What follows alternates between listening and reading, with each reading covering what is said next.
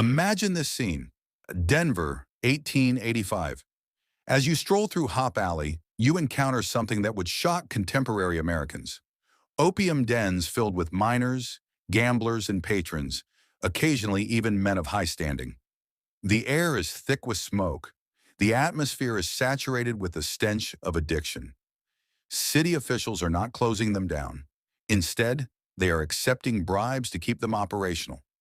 The importation of raw opium surged between the mid-19th century and the 1890s, driving that demand. This was not merely a clandestine operation. This was a prominent aspect of frontier culture. However, what truly transpired in those dens and the reasons for their disappearance from public sight following a combination of new federal regulations and increasing racial backlash is quite revealing. The narrative begins in an unexpected place. Before we delve into the startling reality of drugs in the Wild West, please like this video and subscribe to ensure you never miss another intriguing story. Patent medicines were ubiquitous in every frontier household. Traveling salesmen arrived in dusty towns with wooden crates filled with miraculous cures. They guaranteed relief from ailments ranging from headaches to heartbreak. Desperate families purchased bottles in bulk. These were not merely remedies. They served as lifelines for individuals with no access to doctors for hundreds of miles. The bottles contained lethal mixtures of opium, cocaine, and alcohol. No labels provided warnings about the dangers. No regulations were in place to safeguard consumers. Soothing syrups, laudanum, and patent medicines frequently included opiates and morphine and were readily available over the counter. Mothers administered these to teething infants on a daily basis. Vin Mariani combined cocaine with wine. Advertisements asserted it could cure everything from depression to digestive issues. Medicine shows produced theatrical performances that concealed the reality. Performers dressed as doctors delivered dramatic speeches. They planted audience members who claimed miraculous recoveries. The true spectacle occurred after dark when addicted patrons returned for additional bottles. These itinerant drug vendors specifically targeted women caring for ill children and men afflicted by frontier injuries. General stores transformed into unofficial drug dealers almost overnight. Store shelves were filled with a mix of groceries and potent patent medicines. Labels were sparse and regulations lax, allowing hazardous combinations to circulate without restriction. Customers purchased laudanum as casually as they would sugar. The town experienced a surge in mysterious deaths as addiction rates increased. Families squandered entire fortunes on an ever-growing number of bottles. Opium dissolved in alcohol and morphine were widely accepted and utilized for various ailments in the 19th century, which accounts for the trust ordinary people placed in these products. Women became addicted without understanding the reasons behind their cravings for daily doses of medicine. Entire families fell into dependency. Men forsook their jobs in pursuit of their next fix. Children succumbed to overdoses while parents believed they were providing legitimate medicine. However, patent medicines were merely the beginning. A new drug culture was emerging from an unexpected source, one that would arrive with revolutionary zeal from the South. Contemporary narratives, folk songs, and subsequent histories indicate that Pancho Villa's troops entered battle armed with more than just rifles.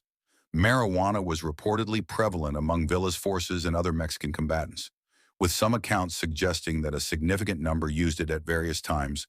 Folk traditions assert that his soldiers believed the plant bestowed courage before engaging in battle. This cannabis-infused culture was poised to transform the West permanently.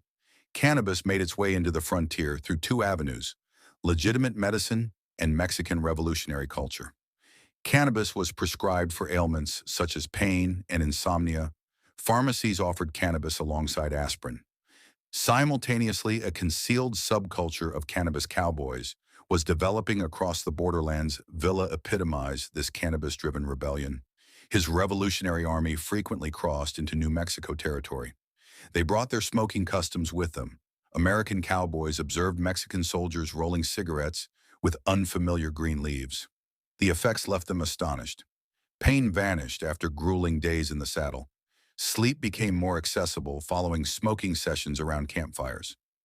Mexican laborers introduced marijuana culture to mining camps. Silver mines in Colorado employed numerous Mexican workers who smoked cannabis after 12-hour shifts underground. American miners participated in these smoking circles. The plant assisted them in forgetting the perilous working conditions. News spread rapidly through mining communities about this miraculous herb. Cattle ranches throughout Texas welcomed Mexican cowboys. These skilled horsemen brought cannabis seeds northward. They cultivated marijuana alongside vegetables in ranch gardens. Affluent ranchers discovered the plant's advantages during roundups. Cannabis enabled them to endure weeks of sleeping on hard ground. Even ranch owners began requesting their own supplies. Hash parlors and hash curiosities emerged in several frontier cities and ports, primarily in the more cosmopolitan eastern and western hubs. These establishments operated alongside saloons and gambling halls. City officials collected taxes from cannabis parlor proprietors, similar to other entertainment venues. However, while cannabis faced growing skepticism, another drug culture thrived with alarming openness and official protection. Opium dens were not merely hideaways for Chinese immigrants. They attracted a diverse array of patrons beyond the Chinese community. Gamblers, underworld clients, and some inquisitive outsiders, along with local tolerance, sometimes facilitated by corruption, allowed many dens to operate openly. These were not hidden secrets, but accepted elements of frontier nightlife in numerous towns. Law enforcement frequently refrained from shutting them down. Corruption and local tolerance often hindered law enforcement efforts. Bribes circulated as addiction ravaged entire communities. Police chiefs received monthly payments from den operators. Sheriffs alerted owners about impending raids. City officials were given free opium in return for turning a blind eye.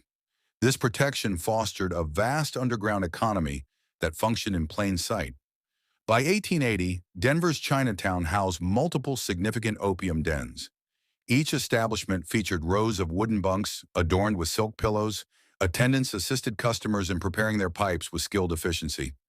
The aroma of burning opium blended with incense permeated the dimly lit rooms. Smokers lounged on couches, holding long stem pipes in the meticulously cultivated atmosphere of warm euphoria. The statistics reveal a startling narrative. Imports skyrocketed from approximately 24,000 pounds in 1840 to over 400,000 pounds by the 1870s, supplying the dens throughout America. Opium dens expanded beyond major cities into smaller mining towns and railroad outposts. The mining affluence of Virginia City financed elaborate dens. Establishments along Portland's waterfront served sailors and dock workers. The widespread accessibility and absence of regulation led to alarming addiction rates across frontier communities. This drug haven could not endure indefinitely. Forces were amassing that would alter this accepted culture into something entirely different. This acceptance of drugs on the frontier influenced modern America's intricate relationship with substances. We inherited both the dread and the allure. By the mid-20th century, cannabis and other drugs had been federalized under stringent control, laying the groundwork for today's drug policies.